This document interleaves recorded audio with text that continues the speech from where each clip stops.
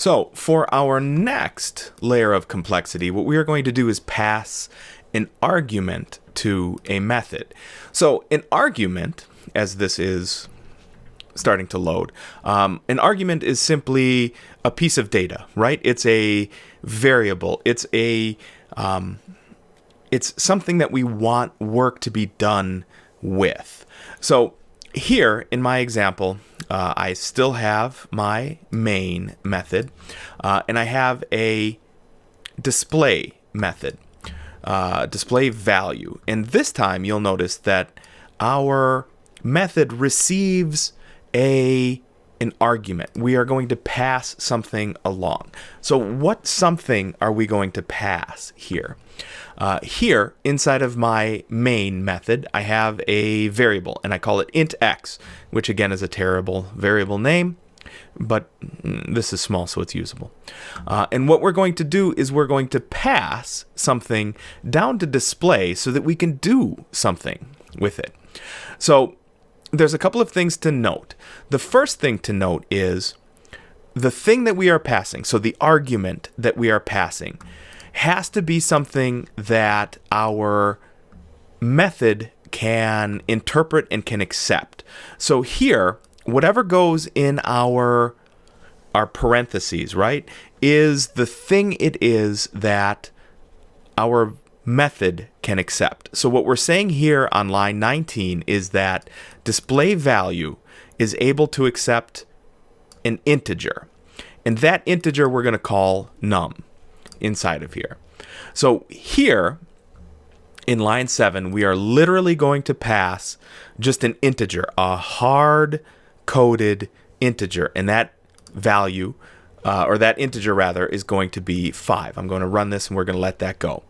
Here in line number 8, we are passing a variable, integer x, and we're going to pass that along to display value.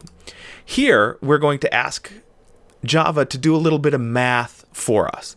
Inside of our parens, from inside main, this is what's going to happen here. Java is going to come to line number 9, and it's going to say, okay, I have to call display value.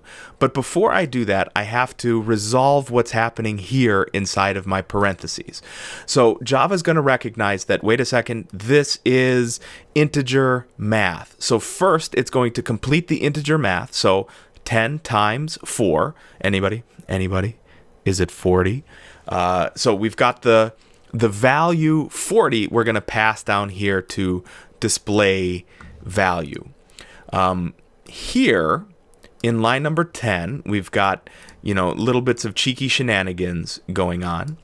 We're saying that here is a string, right? We know it's a string because 700 is inside of these double quotes. So we are creating an issue, right?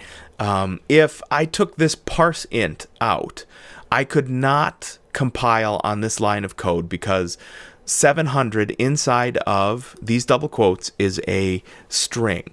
Display value only accepts integers as arguments here. So this integer.parseInt is saying, okay, look, take a string, 700, and essentially convert that into an integer that I can pass here down to display value. As soon as display value is done doing its work, we're going to be returned up here to our main method, and then we're now back in main. So I know I have the output already over here. The value is 5. The value is 10. So here we are passing a hard-coded integer down to display value, and it displays that value. Here in line number 8, we are passing our variable down here, and it's called num. Here we're passing the resultant of a piece of math, and here we are passing the resultant of a parseInt from a string value. One other thing here to note, you'll notice up here I have int x, and down here I have int num. this output is actually referring to what is called pass by value. It's referring to the value that I was passed from up here. The resulting value is stored in a locally created integer called num. So that's why this num here on line 21 corresponds to this num here on line 19. So just if we wanted to change this, I would call this number. Here I would call this number as well. So I'm just going to run it, and it's going to run without any issue. Sooner or later, it's going to run without any issue. Here we go. And the displays are all the same. If I wanted to call this int x, that's okay.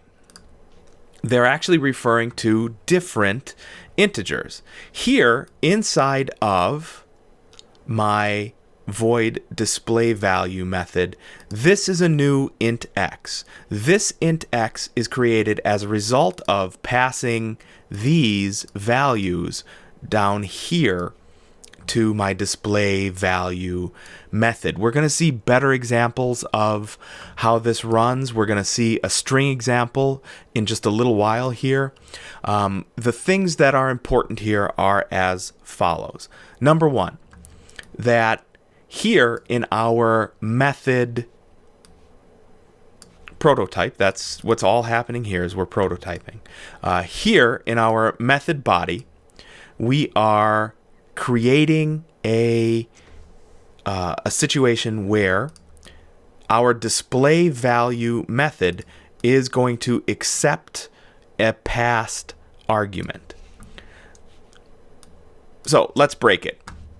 If I remove the argument from here and I try to run this, we are going to get a compile time error. We're going to get lots of compile time errors, as a matter of fact. Every one of these statements here inside of our main that's trying to pass an argument to a method that doesn't accept an argument is going to throw a compilation time error. It's going to say the argument list differs. That's because the display value method doesn't accept anything. So I'm going to undo that. We're going to put this integer argument back in here. So we're going to again suggest, oh, thank goodness, we're going to again suggest that display value accepts an argument, and that argument is going to be an integer. So let's do this. Let's just copy this block of code, and I'm going to, instead of an integer, I'm going to take a double, and I'm going to call it double x. And here I'm going to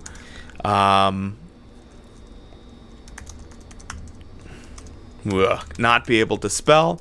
I'm going to call this double y, and it's going to equal 20.0.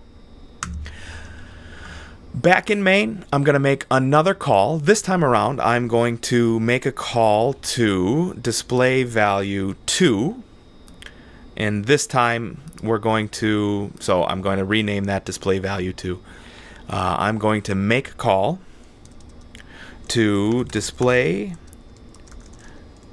value 2, and I'm going to pass along to it y. And you'll notice that here I'm calling it y, and here I'm calling it x. That doesn't matter. This function, or this method call here, is passing something that is local to main. Here we're going to create something that's local to display value 2. So if I run this and I haven't screwed anything up, which remains to be seen, everything works just right, and you'll notice that I'm actually returning to you the value is 20.0. That's because this is a double. That's because this x right here is a double, and that's how the display for that is going to go. We could take this and continue on a little bit further. So I'm going to copy this. I'm going to undo that. And inside of our main still, I'm going to have a display value 3.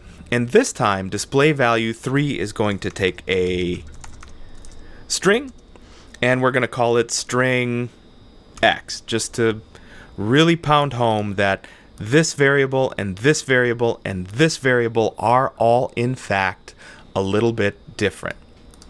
From here, I'm going to, inside of main, make a method call to display value 3, and I'm going to pass it a string. Hello there. We're going to run this one more time. Everything worked the way we expected it to, which, as a developer who's developing live on a video, whoo, that's good news.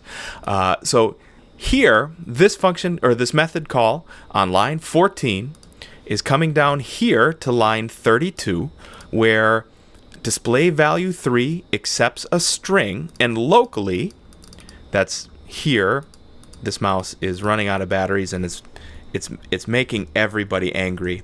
There we go. Here on line 34, the value of this string, which is hello there, is passed to display value 3. Inside of display value 3, the value of hello there is stored in a variable called x. Here on line 34, when I output x, I'm outputting the string, the local copy of the string with this value. Here in display value 2, which gets displayed right here, I am passing the value of 20.0 from main to display value 2. Display value 2 stores the value of y in a new double called x, and here it's displayed as x. Same deal goes for here in display value. I am passing the value from inside of the parens here as a new variable called integer x here inside of display value. You're gonna get used to that idea of passing an argument to a method, and that argument corresponds to the kind of argument that this method is willing to accept.